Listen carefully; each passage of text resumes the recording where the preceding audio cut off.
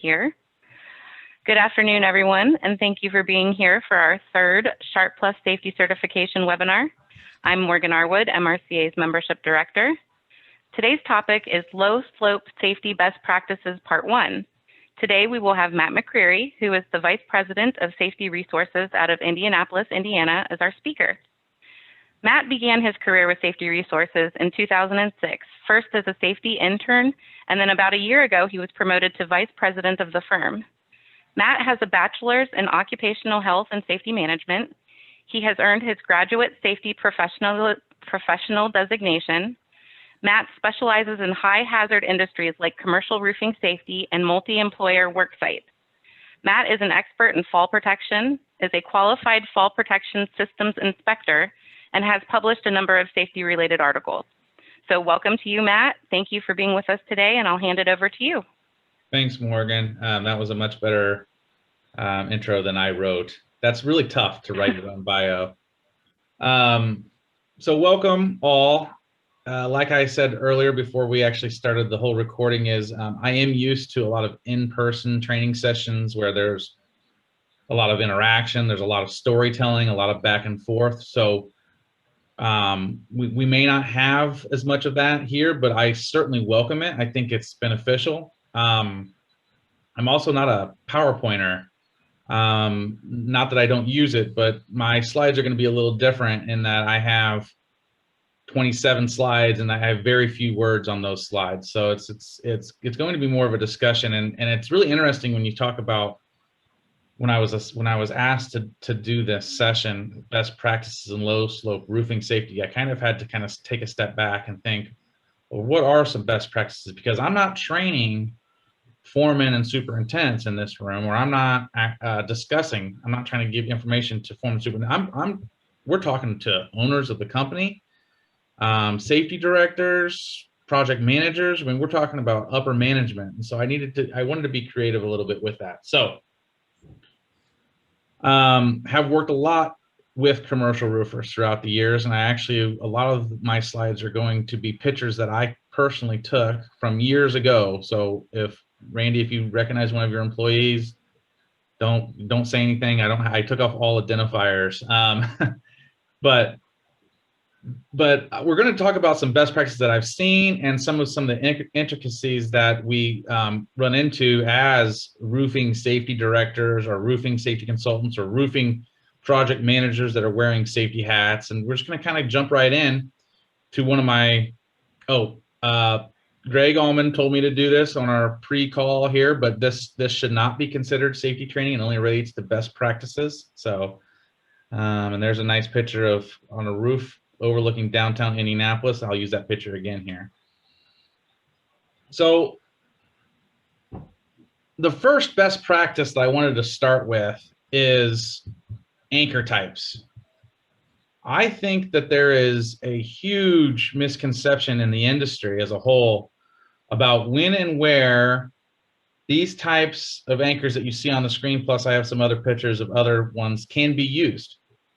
Now, they can be used, obviously, for ridges and steep slope applications, which is not why we're here, because this is low slope. But they also can be used for low slope applications. But I am seeing a huge issue with folks incorrectly using these anchors at the roof level. On the left-hand side, I'm getting feedback. On the left-hand side, the Fall Tech, I think that would be your left. It's my left. You'll see a typical, what we would call a butterfly or peak anchor that can be used for flat roof systems. The screws that you see there are specifically designed for metal deck. If you don't have those right screws and you're sending your crews out with the improper training on these specific anchors, I think that you're missing a key component to best practices and really OSHA compliance, because again, OSHA is going to refer back to manufacturers. This particular anchor was rated for 22 gauge corrugated roof. Obviously, a lot of times you guys are putting TPO, Dens deck, different things on top of that. And at that point, how do you install anchor points into that system? It gets very complicated, and you need to consider the lengths of the screws to make sure that you are penetrating that metal deck. The Guardian anchor, just on the other side, looks almost exactly the same to this Faltech anchor. However, this Guardian anchor, if you were to look at the specifications of it, specifically says it's for wood structures only. So now we're looking at structures that have sheeting, wood joist, flat decks, multi-family type decks, rather than the Faltech here, which is more of a commercial application. So my first best practice here, is train your folks on the specific types of anchors that they're going to be using and when those anchors are supposed to be used on each deck system. Right there is the Faltech anchor. Again, can be installed flat roof, but that's the wood system. That's with the nails. And again, we talk about installing the nails down the center if they're hitting a truss, and down all the outside holes if they're in just to sheeting. Of course, that's directly to the wood structure and doesn't factor in once there's a roof built up upon that deck. The other thing I wanted to make sure we mention is, because we do have commercial roofers here in town, and I'm sure you guys deal with it throughout the country. We have roofers installing permanent roof anchor systems for different owners, for even window washing anchors. I've seen roofers be asked to install that. When you are doing that, you need to make sure that you document everything as far as the installation. Have your folks take pictures of the process. Have your folks document that they've used the right screw per the manufacturer, nail, whatever it is, because if there is an issue down the road, they're going, if anybody's had an insurance claim, a big one, I had a water damage insurance claim this year at my house. They will look into everything. They'll look into what type of glue, screws, everything that you've used, and they'll try to hold someone else liable, as insurance companies do. So training on those specific anchor types are key. The other thing that people forget, and especially our folks in the field, our guys that are working out on roofs, they forget that these roof anchors that we see commonly used have shear angles. And when we talk about shear angles, we talk about if I were to fall and I'm working at this specific angle, is this anchor rated for that kind of load? Each of these manufacturers and all the others have an actual working angle, and it's identified in their actual manufacturer's instructions. So I pulled this right out of I believe it was the Guardian one. No, this was the metal roof one. Sorry. So obviously you see the corrugated steel. You see that it's it's not to be installed in the trough of the decking. You have to make sure that that substrate requirements are met. It very specifically calls out what type of nails are to be used, or sorry, self-drilling hex head screws are type to be used. And it specifically calls out that you're not supposed to be installing the anchor through the sheeting alone or through the purling alone, but both must be present. Now, how hard is that? How hard is that to do when you're a roofer working on the job site? It's very, very difficult. But as a best practice, and again, as really a matter of compliance, this is something that I see very commonly performed incorrectly. And I think if I'll go to the next one, which is even more interesting, something that I've never seen and actually learned as I was preparing for this, is if you want to install it at a perpendicular installation, so this last one was parallel to the work, which is our standard install for corrugated steel. If we're installing perpendicular, then you have to have wood blocking. And you're still using the same similar type zinc plated self-drilling hex head screws, but it also has to be not only into the metal deck and the flange, it also has to be into the wood support structures. but it excludes the purlings. These are things that, again, maybe it's not something that you want to do as a best practice to train folks on unique situations like this, but maybe this is a more of a site specific. I have a competent person on the job site. I have made sure my competent person has seen this installation picture, and I'm going to make sure my competent person includes that in the site specific safety plan and trains on that to make sure that people are installing their anchors correctly. Are there any questions or comments on that? Just first, kind of a little quick segment of how often I've seen temporary anchors installed incorrectly on flat, low slope roofs. Hey, Matt, how do you anchor the wood blocking? So,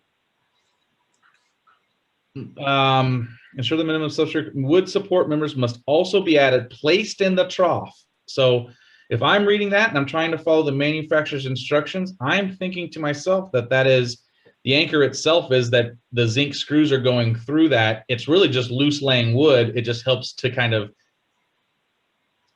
maintain continuity, is my assumption reading this application. So I mean, it just uses a spacer then? I believe so. Again, I certainly could show you this is just a snippet of it. But if I am OSHA, or if I'm an attorney even, oops, I just went forward.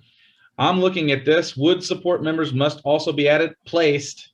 I think that's the key word, in the troughs. It doesn't say secured. It doesn't say fastened, as shown in figure 2. yeah, it looks like the screws go through into the wood. Correct. So if that's the case, then the screws would need to be long enough to penetrate the bottom of the deck. And that likely is a different screw than is used on the flat of the deck. Drive 12, 1/4 inch, 14 by 2.5 inch zinc plated self-drilling hex screws. I wonder, Randy, if it's and folks, I wonder if it's more for the shear angle going. See if you guys can see my mouse. I wonder if it's for the shear angle going this way, because what's interesting about this configuration, look at number 5. It says, when installed in this configuration, the anchor can sustain loads in all directions. Yeah. So I think that what this is telling is, so if we go back one, when installed in this configuration, the anchor can sustain loads in all directions, but you must make sure you meet the minimum setback distances from the edge, which is my final slide here. Which are these shear angles. But I mean, that's interesting. And honestly, Randy, and you know how long I've been in this business for 15 years now, and I've been on a lot of roofs. I've never seen this. No, I haven't either, Matt. So, but if we're talking about best practices and we're talking about following manufacturer's instructions, I think this is a really interesting kind of discussion. That's why I included it in this presentation right off the bat. Okay. So Thanks. And thank you all for asking questions. It is appreciated. So the shear angles vary from anchor point to anchor point, but this is a really common chart that we would be looking at for this, which is if the further. So here's another best practice. Again, this is the theme. I'm trying to be on theme for all of this here. Another best practice would be to make sure that if we can install an anchor point further back from the leading edge, the anchor point is, typically the better or more safe that anchor point's going to the more safety factor that anchor is going to provide, and it also reduces more of the human error issues that we run into. Because again, I have had guys install their anchor points on top of a parapet wall and then hook up to their retractable or rope grab or whatever and work off of that parapet wall edge. But what happens when you get 6.5, 7 feet from that anchor point? Are you in compliance at that point? You are not. You are not in compliance at that point, because if you were to fall, your free fall distance would exceed more than 6 foot. So the further back that you have these anchor points set, so if you have it set 6 foot from the back, you have about an 8 foot working area based on this particular, this is the Guardian's manufacturer's instructions. You have a 53-degree working angle. If you have it set, which I would say is more standard, 15 to 20 feet, we're looking at 33 degrees, 38 degrees. We're looking at a 13 foot to 11 foot working angle, which oftentimes will at least get the guys, maybe we're doing coping, maybe we're flashing. It'll at least give us a reasonable enough working angle to get some work done before we have to reset or go back outside the lines or back inside the lines and retie off. So understanding that if you're working outside these angles, and if the anchor is installed incorrectly, or even if it's installed correctly and you're working outside these angles, the anchor point can shear. So this chart details allowable working zones required to reduce risk of swing falls and improper side loading. So my best practice here is train your folks and have your people, your roofers, install the anchor points as farthest back as possible. Okay. I thought that was an interesting chart, and most manufacturers have something similar to this. All right. Now, this is a picture that I took. I actually took me a long time to find this picture but I remember this. We see here a skylight. We know as safety professionals in the roofing industry that this is one of our arch nemesis. In addition to that skylight, we also see a parapet wall that looks safe, but really isn't, and then tapers up to almost nothing at the top, and our guys get confused by that all the time. But for this slide's purposes, we're just talking about skylights. This skylight was rated for a significant amount of weight, but not really to the point that we as safety professional or owners of our companies should feel comfortable allowing human error to occur. And so my recommendation for this system of skylights was to cover them with something that would further support the system. This is unique because honestly, when we got the specs, we had to go to the owner and ask for the specs. And we had an owner that really was very much involved in safety. And you can see the beautiful foliage of Bloomington, Indiana in the background. And that's all I'll say, but a very large employer in Bloomington, Indiana. So they cared. So they got us our specs and we looked at it and we're like, okay, it's 250 pounds or something like that. Well, I am not the springiest of chickens myself, and I weigh very close or more than that, especially if I had tools on myself. Do I want someone like me to be able to accidentally fall and onto this skylight? I think you can make an argument that this skylight's compliant, but as a best practice for low slope roofing, I think that the best decision that you can make is to go ahead and cover it, or at least maybe support it by 2x4s, 2x6s, something to where if someone were to slip and fall, they would be protected from falling through. Because again, we're talking about a 30-foot fall where serious injury or death could occur. You guys also work on a lot of older buildings that have those bubble lights, or have like a residential style skylight. And I can tell you right now, those skylights are not rated for two times the intended load. They are not rated for the 250-pound worker to be putting 500 pounds of pressure on that. Those need to be covered and they need to be secured. One of the worst incidents in my career revolved around a 27-foot fall through a skylight. And this was probably my 3rd year in safety. So this has been almost 12 years ago.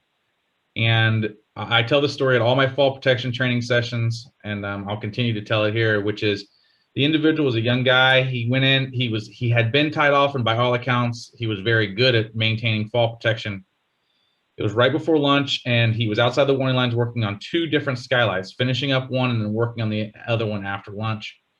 And he came back into the warning line system, unhooked to go get some additional screws, nails, and went back out, dropped those off to his coworker there, turned around, working by the skylight that they were working on, turned around and stepped directly through the skylight behind him and fell 27 feet. So another best practice for low sloping roofing that I want to mention is I want make sure that your folks understand and respect the fact that skylights, we get in this mindset. I think the roofers get in the mindset of that all these roofs are always flat, they're always secured, they're always structurally sound.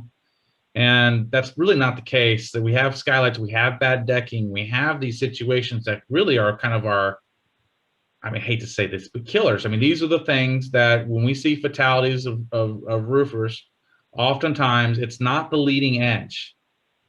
It's the stuff in the interior that maybe I was on a job just the other week and it was almost, it looked the exact same, but it didn't have skylights. And I'm just, in my head, I'm thinking, man, I've been there for the past 3 months. The guy wasn't there. What's that? Oh, is there a question? Sorry. Hey guys, make sure you mute, unless you're going to ask a question. Okay, guys, thanks. I thought you said the guy wasn't there. I was like, well, no, people were up on this roof working. So anyways, it's a kind of a key component. Let's make sure our folks understand that these things need to be protected, and that really needs to be happen first. People need to be understood, and that's why, again, the people that we work with do a really good job of doing site-specific safety plans for the majority of their work. And the reason that's so beneficial is that your foreman goes through and it's specifically identified in that you have skylights or you have bad decking, whatever it is that needs to be trained upon and it should show value. That will prove to be valuable. Even obviously our number one is protection, but even from a liability management standpoint, if some other trade or whatever were to be working up there, you're going to want to have that leg to stand on, that you protected those skylights to the best of your ability and for what you were supposed to do. That goes into my next one, covers. This is really far from a best practice, but I do see it done incorrectly quite often. They have to be secured. That's the number one thing that I see the most often. And a lot of times I just see folks lay it down. Maybe they market cover a hole, but it's not secured. If you don't want to make a penetration in your roof, my best practice for this one is to go ahead and measure the opening of the hole and cut a 2x4 or some other type of piece of material and nail that or secure that to the bottom of the cover to where the cover is almost chalked up to the actual hole. It can't be displaced unless you lift it directly up. By securement, it's accidental securement. It's accidental displacement. So that means kicking or something else. It's not displaced from actually lifting the cover up. If someone intentionally subverts a fall protection system like a cover, there's nothing that you as the company can do or you as or the competent person on site could do. So covers is an issue that we see quite often, and we see it done incorrectly quite often, to be honest. Any questions on skylights or covers or anything that we just talked about? All right, love virtual training. All right, here we go. My favorite, safety monitors. Best practices for safety monitors. Can you guess what I'm gonna say?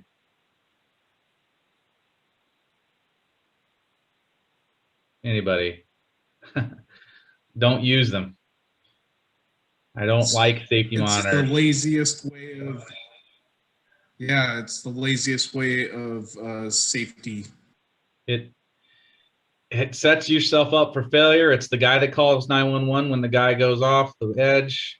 We have to, there's a reason my profession and some of your, and the safety profession exists, is that people are going to take shortcuts. And to me, this is the biggest loophole shortcut that OSHA allows in any industry. I mean, there may be others in maritime and things that I'm not familiar with, but I've never seen a loophole as large as what the roofers have for safety monitoring. So whoever the, back in the 90s when they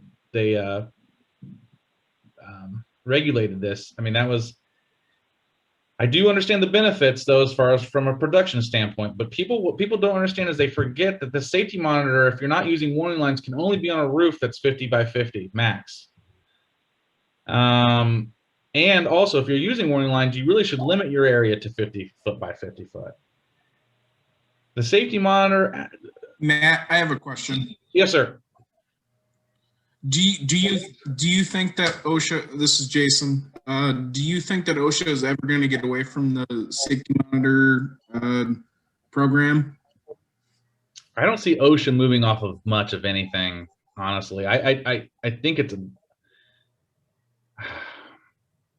I gotta be careful. I don't see OSHA. They keep it as sorry, I would assume they keep it as wide open as possible so that they can cover themselves. Their status quo. I honestly believe that. I think OSHA is a very valuable organization, but I don't.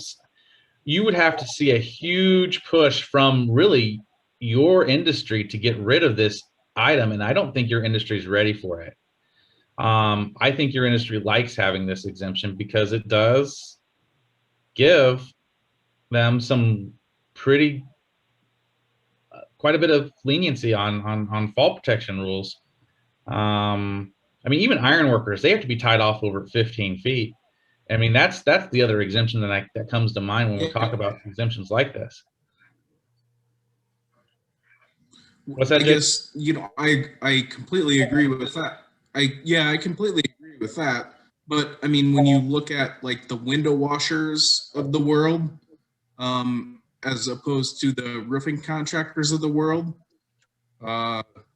you have a lot more exposure as a window washer that's hanging off a side of a building than you do as a roofing contractor that's on a flat roof, 15, 16 stories up.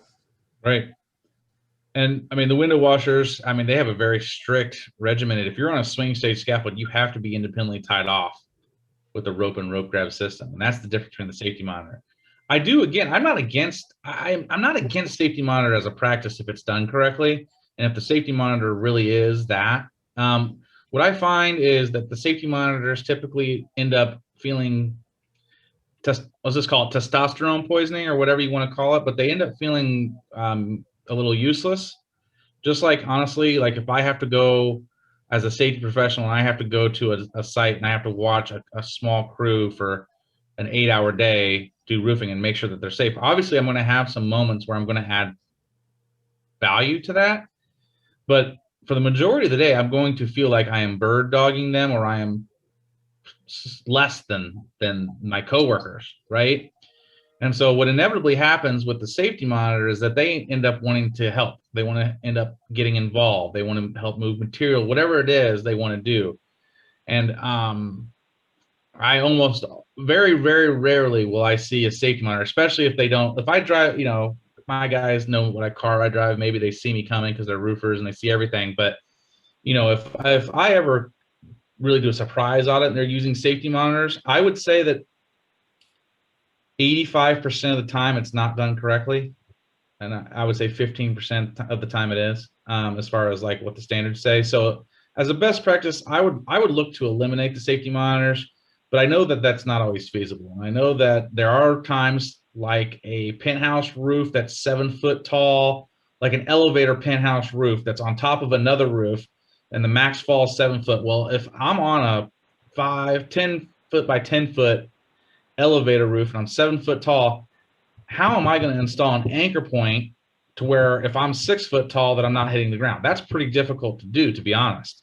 And so for that particular issue or area, I would think that would be a really good use of a safety monitor. I just think that I think there's just a lot that can go wrong with safety monitoring systems. And I think that you just need to be real with your people and you need to say, hey, listen, like, we understand that you guys may feel like I'm not doing anything, but I almost have to drive home the importance of what a safety monitor is and why they are been chosen for that person, for that field. Matt,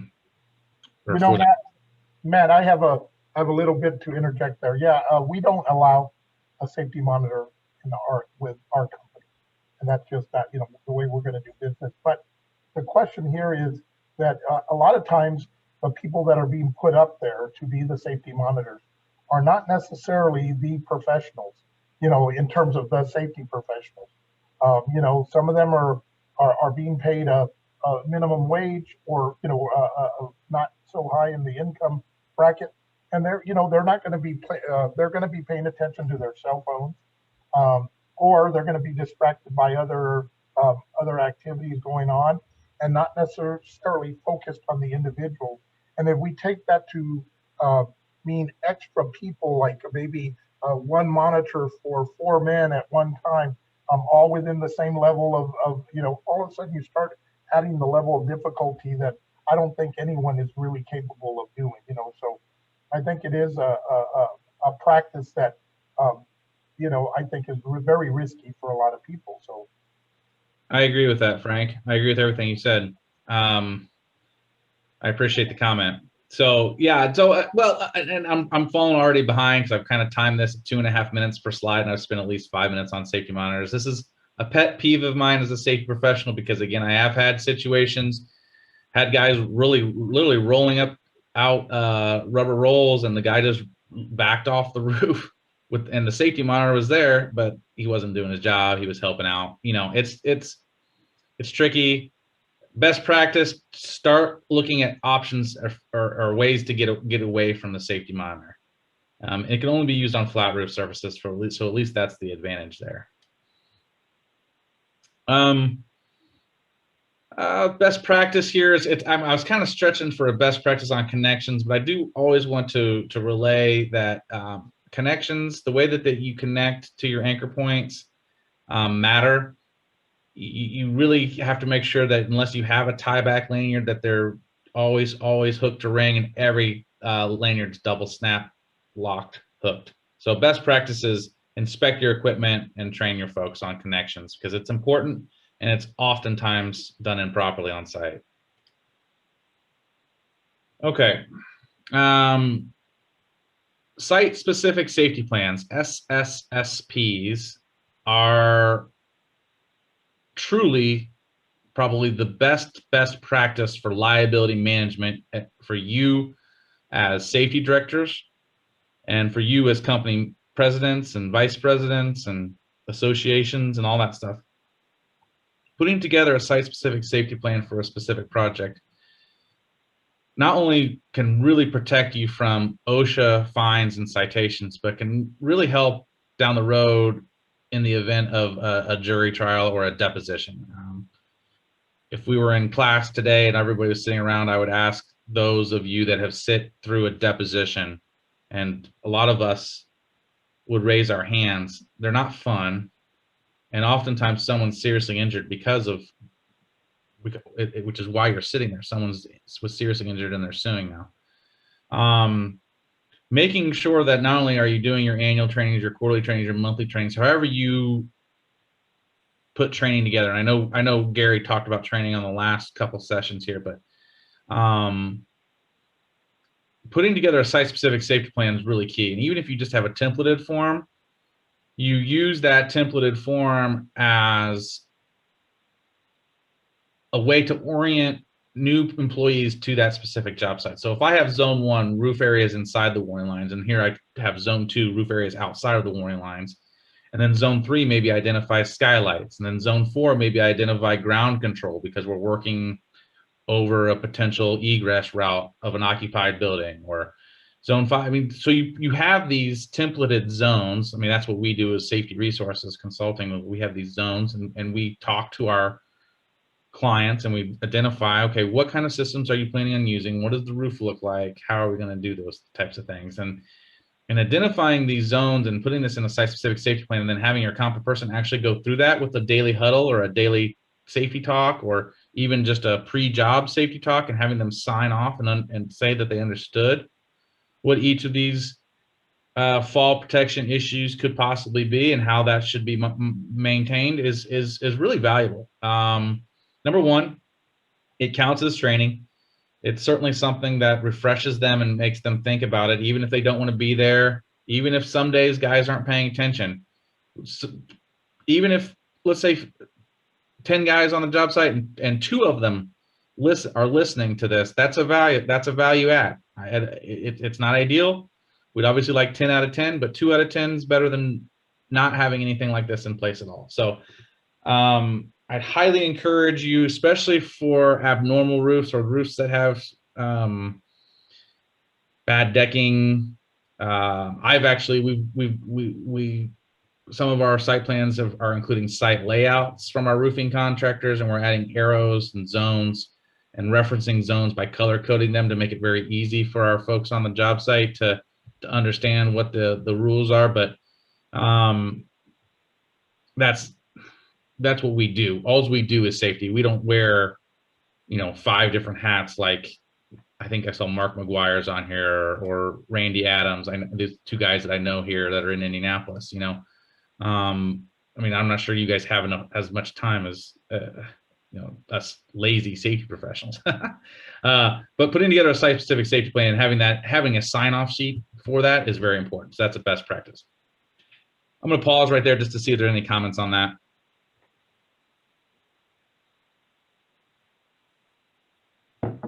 Okay. Custody of fall protection equipment.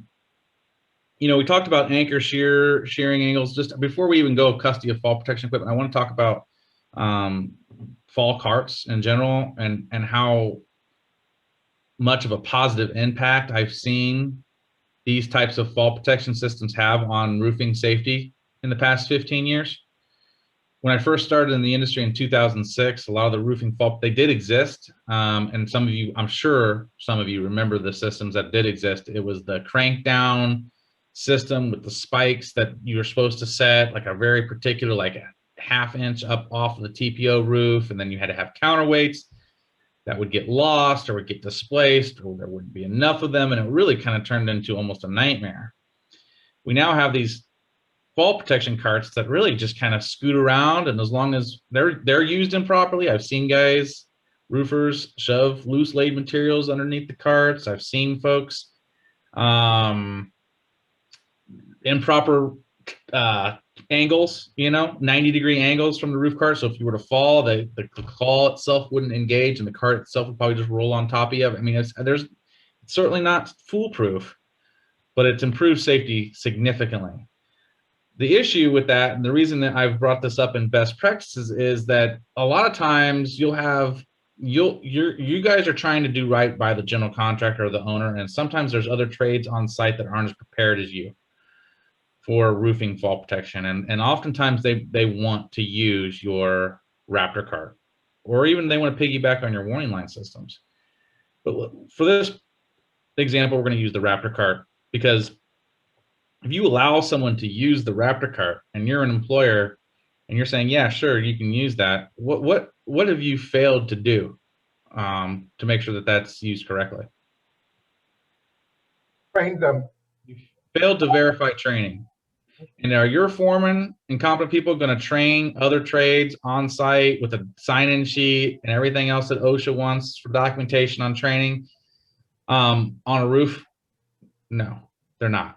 And so if you're going to be the good guy roofer and allow other trades to use your fall protection equipment, I think within whatever binder that you give your foreman, maybe even with the SDSs or whatever you have that's physical paper copy. I mean, maybe if you want to have this situation, you have pretty much listen, you're like a skydiving, like sign your life away, limitation liability.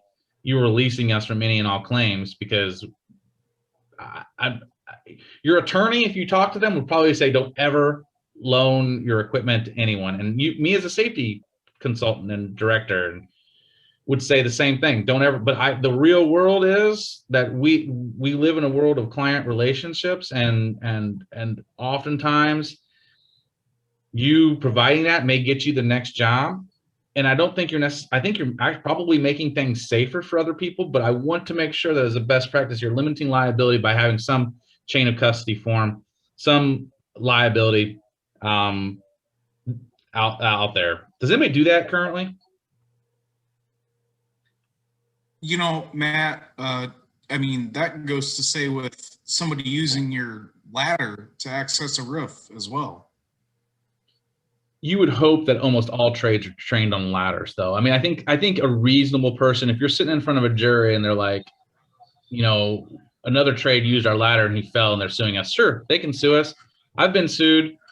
I've been sued for a guy falling off his own ladder, having his buddies take pictures of him, and then all of a sudden we're in a $350,000 like settlement agreement, which like, and I was there 5 hours before doing a safety audit. Like I was supposed to. People can sue for anything. I'm just saying from a liability management tool and for your attorneys downstream to be able to have access to it, specific equipment that it actually requires training, like a Raptor cart or an anchor point, unless it's a permanent anchor point, probably that's my best practice, I guess, Jason. Yeah, any piece of equipment, I think you have to have some sort of documentation that they've been trained on it. Yep.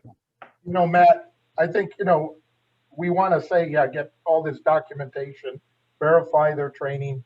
But you and I know that when you're at a construction site, you know, you've got your ladder on one end, guys are coming up that ladder, you're out doing your roofing job, you're focused on your guys. The last thing you're doing is looking to see who's on your ladder and or who might be, you know, using one of your anchor points that you put down, or, you know, for the mechanical guys doing work up there, whatever. You know, it's a dynamic environment and it's very difficult to oversee what they're doing and keep them off of it while you're having to deal with your. I would agree. I would say it's borderline impossible. Yeah.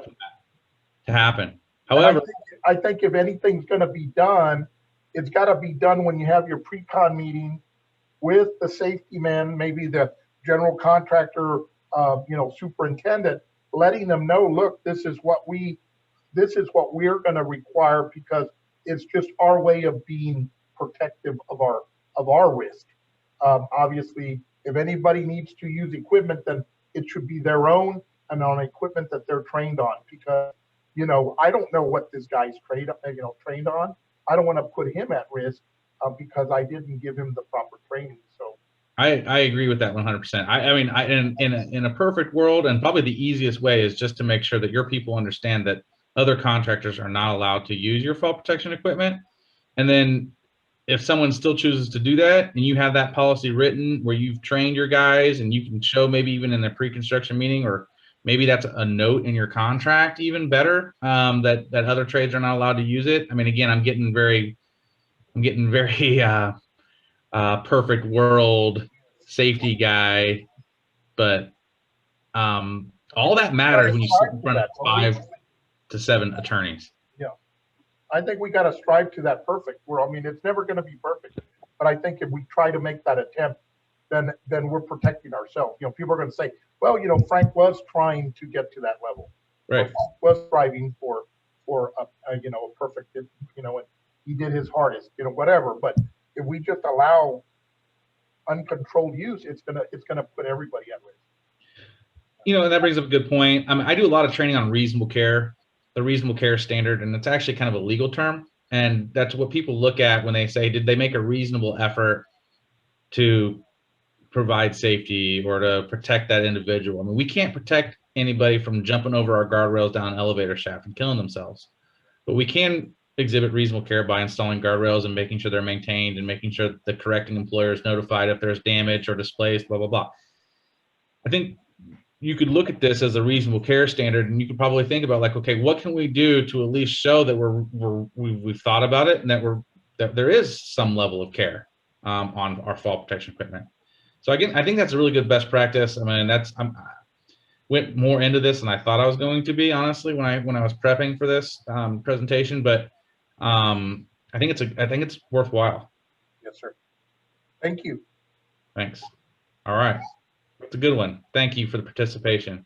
If I had, again, I had my Butterfingers and my Twizzlers, I would have given you one, Frank. Thank you, and Jason. And Randy, I guess. He's more of a Snickers guy, though. All right, best practice for warning lines. I put this as a best practice, but it's really a standard, and everybody should know this, but a lot of folks forget.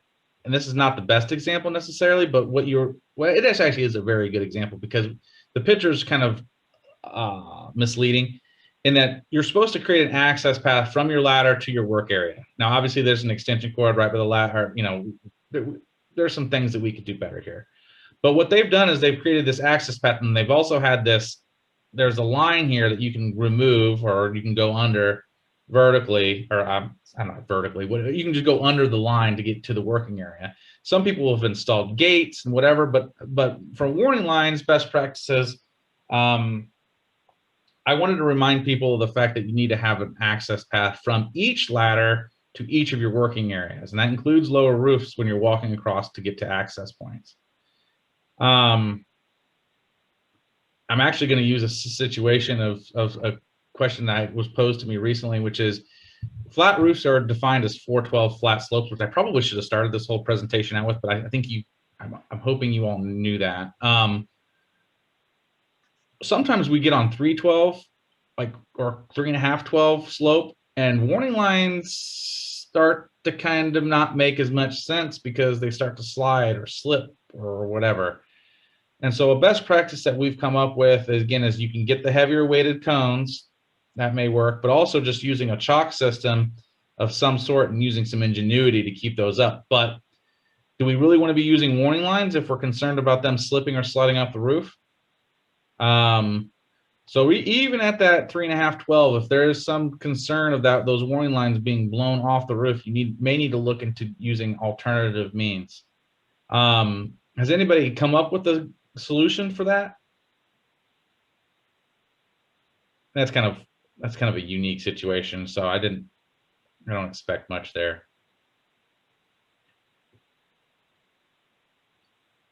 So my best practice for warning lines, and again, of course, we always want to make sure that people are maintaining their warning lines.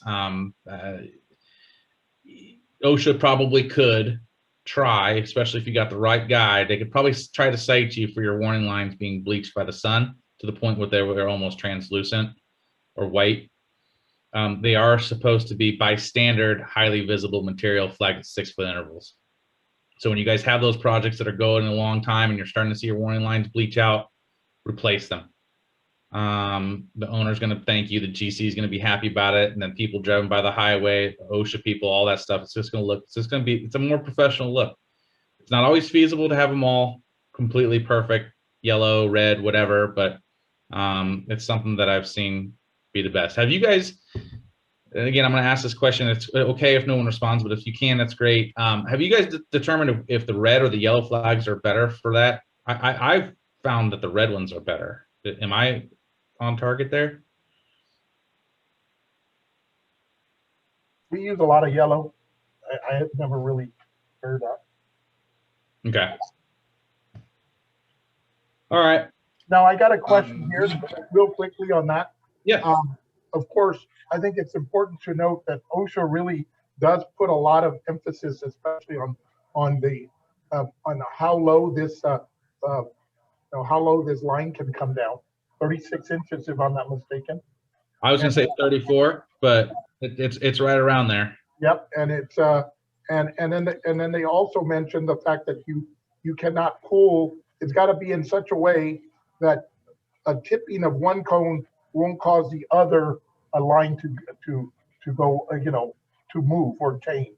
Yeah, 20 pounds of tripping force or something like that. I mean, yeah. There's just all kinds of, so it's not as easy as it seems. There's a lot of other little parts of this that you got to abide by, as well as the 6-foot distance, which is always a hard thing that I run into. It's the guys like to put it right almost maybe 3 feet from the edge, and I'm like, okay, rule requires 6 if it's not on a leading edge, and if it's a leading edge, then it's got to be 10.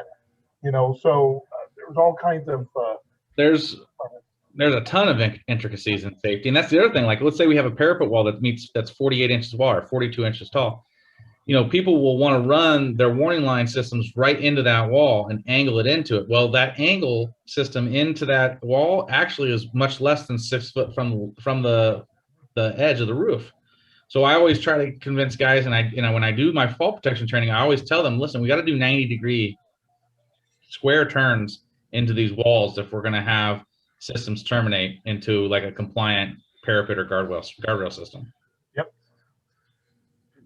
There's a lot. This is not by no means is roofing fall protection safety easy peasy. There's a lot of different things. See in the industry occasionally warning lines being used as like the very simple means of fall protection. I think it can be very complex if you're not paying attention, especially because of all the requirements of establishing a warning system, a warning line.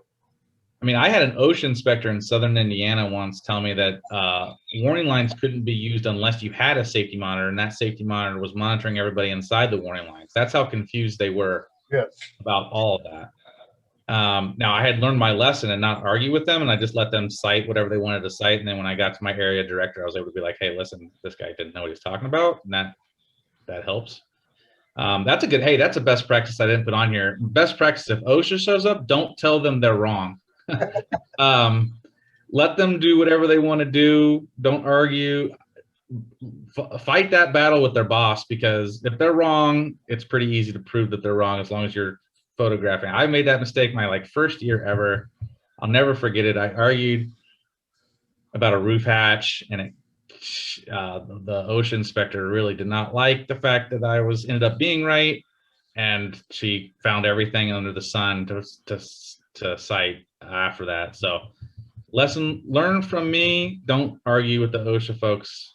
It should be self-explanatory, but when you're 25 years old, you think you know it all. Okay. Anchor points and swing fall. We've already kind of discussed swing fall, and we've already kind of discussed anchor points, but I want to make sure that folks do still remember this graph, which is as a best practice, you want to eliminate swing fall whenever possible. If swing fall exists, always account for the additional fall clearance.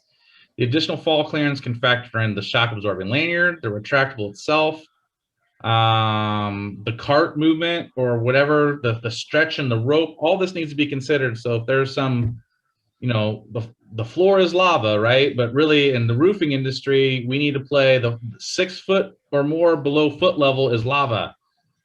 We don't want people falling 10 feet, 15 feet before fall arrest equipment activates, because when those situations happen, people get pretty hurt despite being caught from the fall because of the force, the impact of the fall on the body. And I'm way over time here, so we're gonna still talk about all these, but I'm coming up on an hour already. Roof hatches, best practice: have your guys close the roof hatches once the last person comes up. This is a citable condition. It's not always cited, but I've had OSHA pretty much warn me, like, hey, when we come up this roof hatch, make sure someone closes it, because they could cite that exposure. So roof hatches need to be closed, or there needs to be a guardrail system or a warning line system that's designed in a manner that creates almost like a 90-degree turn into each of the areas. And there is I believe there's an OSHA e-tool that shows you exactly how you can configure a warning line system to meet compliance, where you have to make two 90-degree turns into that roof hatch. So that's a good one to learn. Aerial lift access. Using an aerial lift to access your working area is, in my opinion, allowed. You have to maintain 100% tie off. You have to follow a lot of different rules. There's some if you can get the aerial lift inside the warning lines, you can exit it through that. But if you have to, maybe you want to work outside of the aerial lift and you want to use the aerial lift as an anchor point, maybe that's your best anchor point. Maybe the safety guy has looked at this and has also determined that is by far your best anchor point rather than anything else that we have.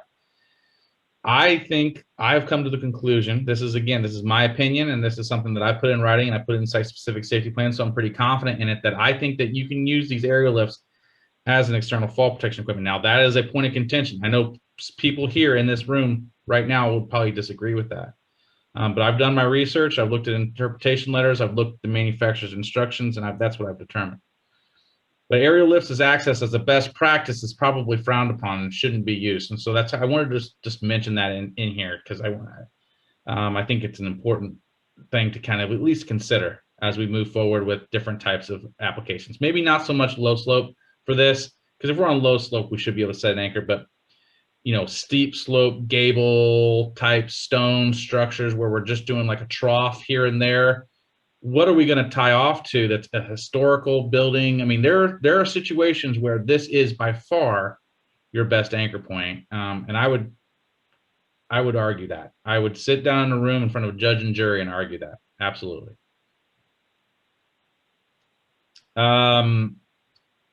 Best practices don't revolve around just fall protection. You all know how slippery, maybe not the guy from San Antonio, because he doesn't get as much frost as we do, but I'm sure he gets a little bit. But, do you get frost down there in San Antonio, sir? Yes, sir, we do. And we actually we'll get thin coats of ice on TPO roofs. And I mean, if you're not paying attention, you'll take a good wallop. I have hurt myself. Literally the worst thing that can happen to a safety guy is to get hurt on a job site.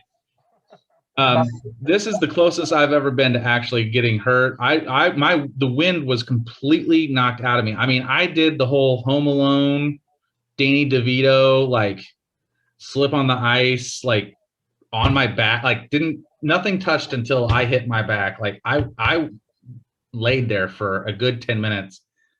And of course, none of the roofers wanted to come and see if the safety guy was okay. I just laid there.